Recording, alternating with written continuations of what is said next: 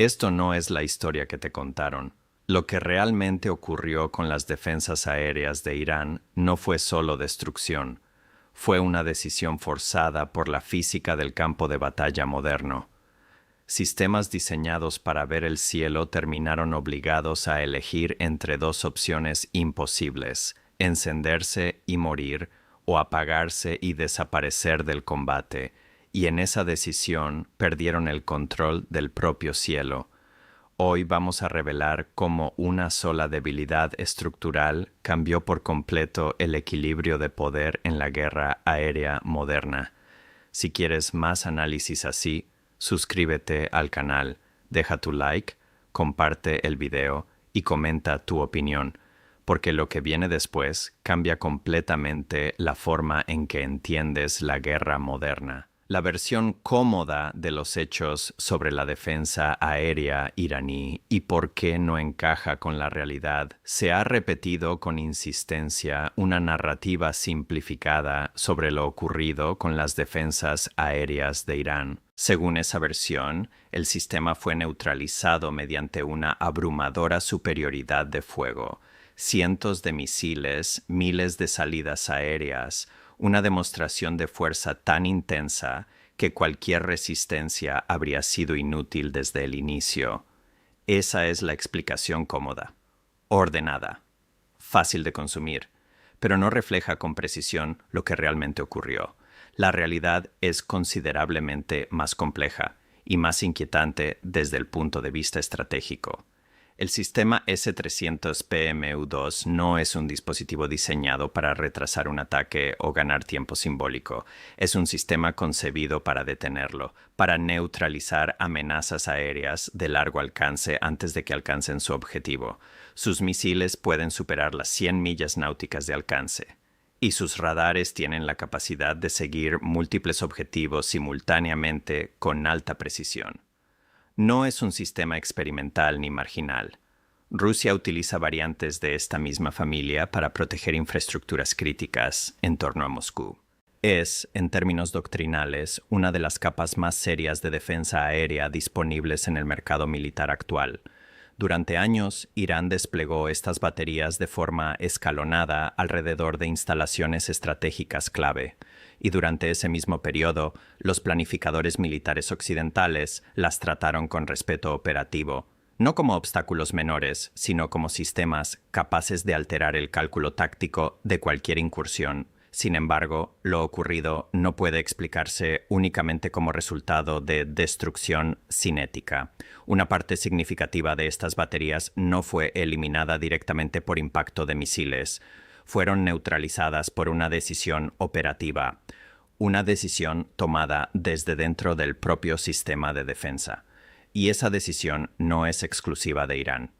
Es un dilema estructural que acompaña a cualquier operador de sistemas de misiles tierra-aire desde mediados del siglo XX. Desde 1965, cada operador de estos sistemas se ha enfrentado a la misma elección crítica. Y en todos los casos documentados a lo largo de la historia, el resultado ha seguido un patrón repetido.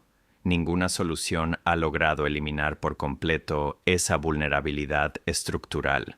Durante 61 años, el problema ha persistido sin una respuesta definitiva. En la actualidad, laboratorios militares en Pekín y Moscú trabajan intensamente en una nueva generación de defensas aéreas, sistemas diseñados para evitar precisamente ese dilema. Ser localizados por emitir señales activas. El objetivo es crear arquitecturas de defensa que no dependan de la transmisión constante de radar. Si esos desarrollos alcanzan madurez operativa, el tipo de armamento que supuestamente desmanteló el sistema iraní podría quedar obsoleto en términos doctrinales casi de inmediato. Este no es simplemente un relato sobre un enfrentamiento concreto, es una ventana hacia la evolución futura de la guerra aérea. Y todo comienza con un problema físico que ha existido durante décadas sin una solución estable. La física, en este contexto, no negocia, no se adapta a la intención política ni a la doctrina militar. Para entender por qué estas baterías dejaron de operar, es necesario retroceder al origen doctrinal del problema, a 1965, cuando surge el concepto que cambiaría la guerra aérea moderna. Capítulo 2. Wild Whistle. La misión que redefine el combate aéreo. Durante la Guerra de Vietnam, la Fuerza Aérea de los Estados Unidos se enfrentó a una pérdida insostenible de aeronaves sobre territorio norvietnamita. Los sistemas soviéticos SA-2 Guideline, operados por fuerzas norvietnamitas, demostraron ser devastadores contra formaciones de ataque. Los intentos iniciales de mitigación resultaron ineficaces.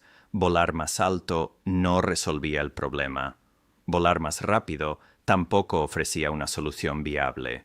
El enfoque debía cambiar de forma radical. La respuesta no fue evitar el sistema de defensa aérea, sino enfrentarlo directamente. Así nació un nuevo tipo de misión, sin precedentes en la aviación militar moderna. Se reclutaron pilotos y oficiales de guerra electrónica para operar en parejas dentro de aeronaves biplaza, con una tarea extremadamente peligrosa: penetrar primero en el espacio aéreo hostil para provocar la activación de los radares enemigos y destruirlos en el momento en que se hicieran visibles. Era una misión deliberadamente agresiva, diseñada para convertir la propia señal del radar en su punto de debilidad. Uno de los primeros oficiales en describir la experiencia resumió el concepto con una frase que se convirtió en referencia interna del programa: una misión en la que la supervivencia no estaba garantizada, pero la inacción tampoco era una opción. Así nació la doctrina Wild Whistle: entrar primero, localizar la emisión radar y eliminarla antes de ser eliminado. Desde los F-100 y F-105 en Vietnam hasta los F-4G durante la Operación Tormenta del Desierto y posteriormente los F-16 especializados en supresión de defensas enemigas, la plataforma evolucionó constantemente, pero el principio operativo se mantuvo inalterado. El radar, para funcionar, necesita emitir, y esa emisión es también su mayor vulnerabilidad. En operaciones modernas, este concepto se amplía mediante guerra electrónica avanzada. Plataformas de interferencia aérea acompañan a las unidades de ataque, degradando sistemas de búsqueda y mando, creando corredores temporales de superioridad electromagnética. Pero la lógica central permanece intacta. Si el radar emite, puede ser localizado, y si puede ser localizado, puede ser atacado. En el caso analizado, este principio se aplicó contra una red de defensa aérea considerablemente sofisticada, construida en múltiples capas y diseñada específicamente para resistir ataques de este tipo.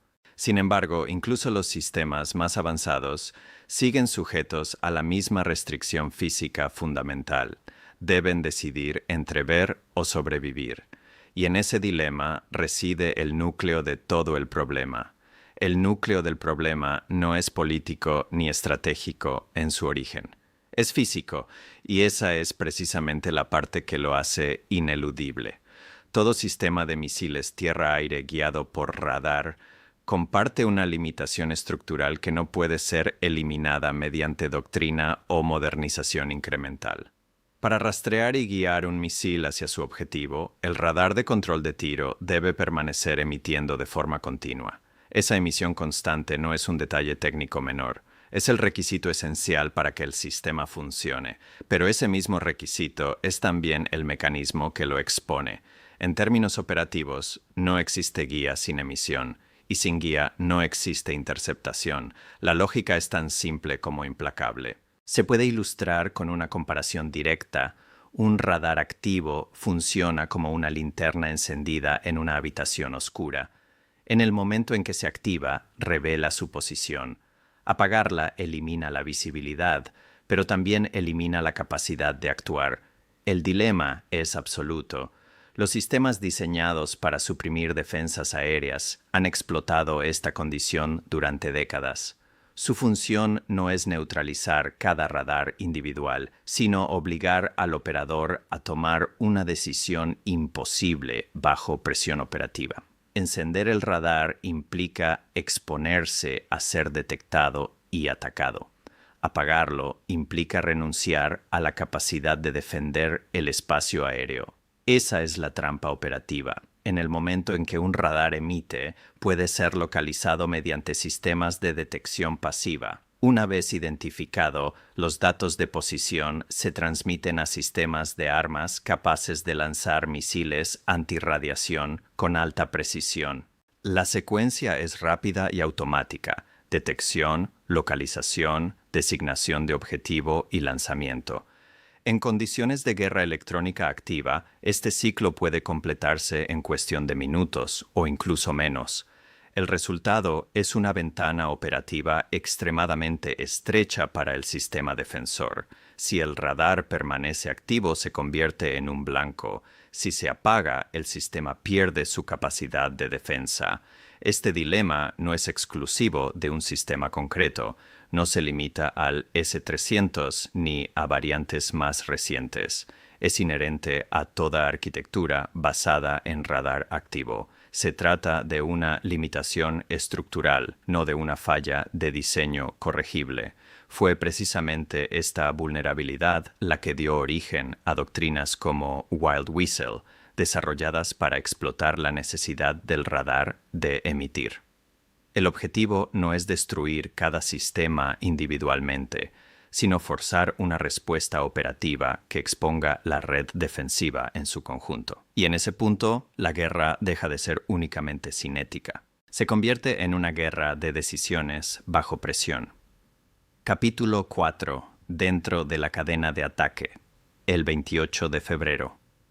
Para entender cómo se materializa este concepto en la práctica, es necesario observar el funcionamiento de una misión típica de supresión de defensas aéreas.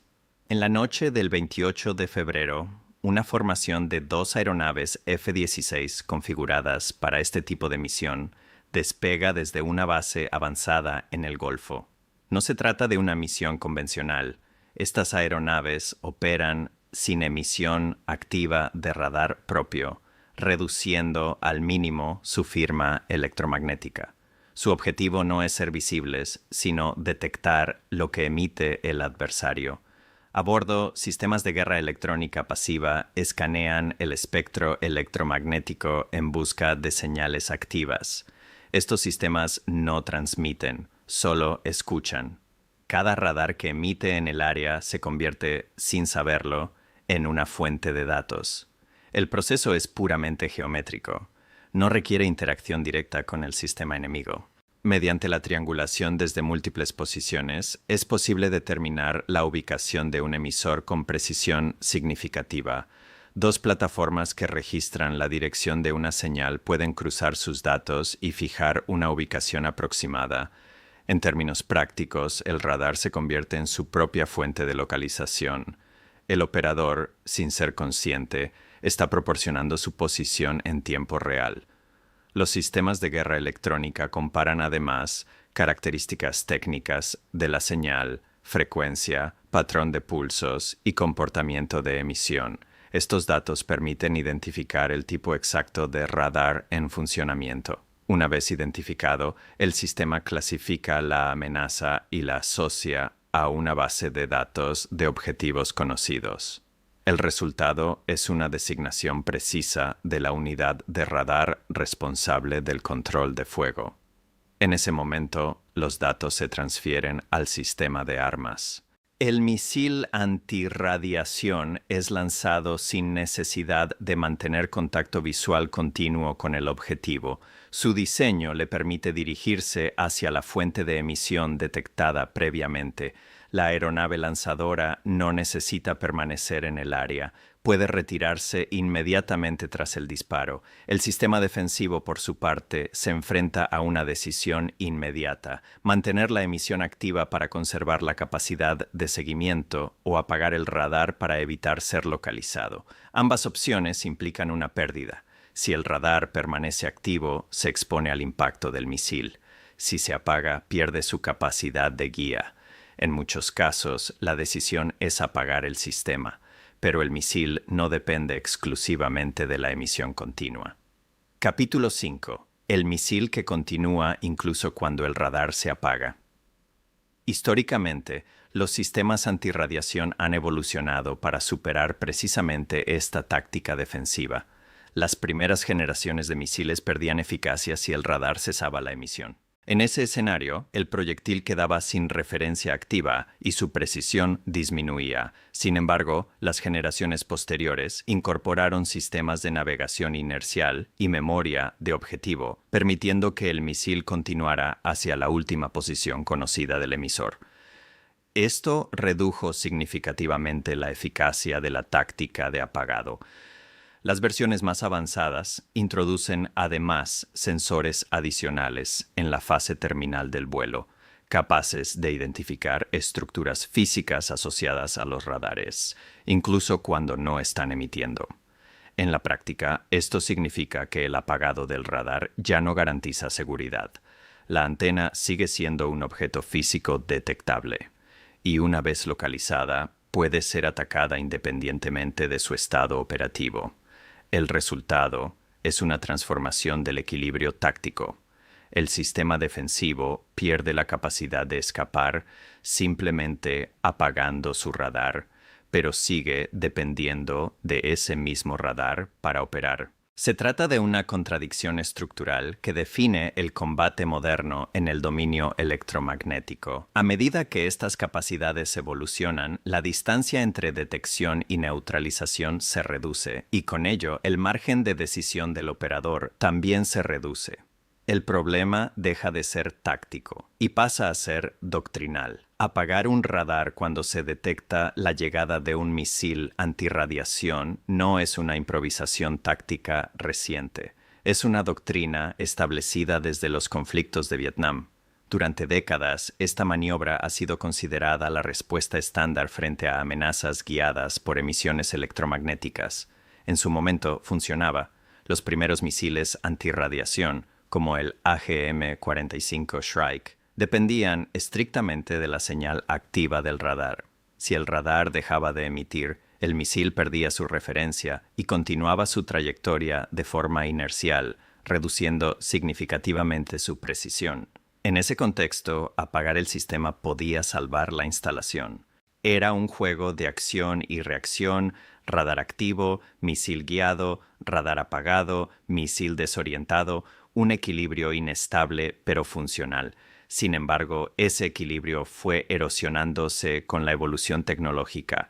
Las generaciones posteriores de misiles antirradiación incorporaron memoria de objetivos. En lugar de depender exclusivamente de la emisión continua, podían almacenar la última ubicación conocida del radar y continuar hacia ese punto, incluso si la señal desaparecía. Esto redujo, pero no eliminó, las posibilidades de supervivencia del sistema defensor. La maniobra de apagado seguía siendo útil, aunque ya no garantizaba inmunidad. El salto decisivo llegó con sistemas más avanzados, diseñados para operar incluso sin señal activa del radar. Estos misiles incorporan múltiples sistemas de navegación inercial, satelital y sensores terminales de alta resolución. En la fase final del vuelo, el misil puede activar su propio sistema de detección para identificar físicamente el objetivo, independientemente de su estado de emisión. Esto cambia completamente la ecuación. El radar puede estar apagado, pero no desaparece. La antena, la estructura, el vehículo que la transporta, todo sigue siendo detectable como objeto físico. En otras palabras, apagar el sistema elimina su función, pero no su existencia. Y en un entorno donde la precisión terminal ha aumentado significativamente, esa diferencia es crítica. Un sistema como el AGM-88E, por ejemplo, no necesita que el radar siga emitiendo hasta el impacto. Puede guiarse hacia la última coordenada conocida y, en los segundos finales, utilizar sensores adicionales para identificar la firma física del objetivo. El resultado es una transformación profunda del concepto de supervivencia en el campo electromagnético